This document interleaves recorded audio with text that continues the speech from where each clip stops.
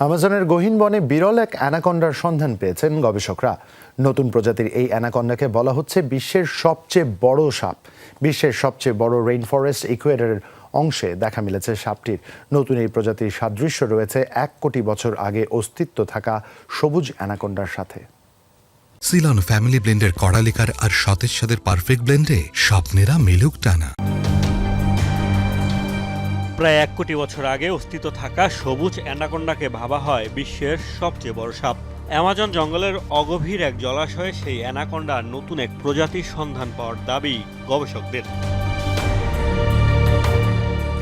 অ্যামাজনের ইকুয়েডর অংশে একটি টেলিভিশন চ্যানেলের ডকুমেন্টারি সিরিজের ভিডিও ধারণ করতে গিয়ে সন্ধান মিলেছে দৈত্যাকৃতির সাপের। দাবি 20 ফুটেরও বেশি দৈর্ঘ্যের সাপটির ওজন 200 কেজি। এই গবেষণার নেতৃত্বে ছিলেন 20 বছরেরও বেশি সময় ধরে লাতিন আমেরিকার বন জঙ্গলে অ্যানাকন্ডার নতুন প্রজাতির সন্ধান চালানো অস্ট্রেলিয়ান গবেষক গ্রান্ট ফ্রাই। এটি খুবই বড় একটি সাপ। এর সঠিক দৈর্ঘ্য বলা কঠিন, তবে তা 20 ফুটেরও বেশি হবে। অনেকের কাছে বাড়াবাড়ি মনে হলেও আমার মতে এটি বিশ্বের সবচেয়ে বড় অ্যানাকন্ডা। গবেষকদের দাবি অ্যানাকন্ডার নতুন এই প্রজাতি এখনও নথিভুক্ত হয়নি, তবে বিরল সাপটি স্থানীয় আদিবাসীদের কাছে বেশ পরিচিত। গবেষকদের সংখ্যা সবুজ অ্যানাকন্ডা সহ সব প্রজাতির অ্যানাকন্ডাই এখন বিলুপ্ত হওয়ার ঝুঁকিতে রয়েছে। মূলত সুবিশাল আকৃতির জন্যই অ্যানাকন্ডার টিকে থাকা কঠিন হয়ে পড়েছে।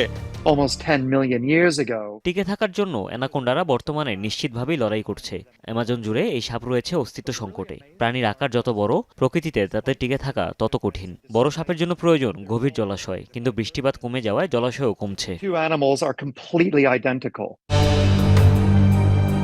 বিশাল আকৃতির হলেও অ্যানাকন্ডা বিষধর নয়।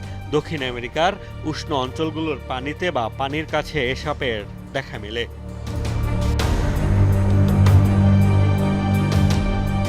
মোস্তফা মাহমুদ, যমুনা নিউজ।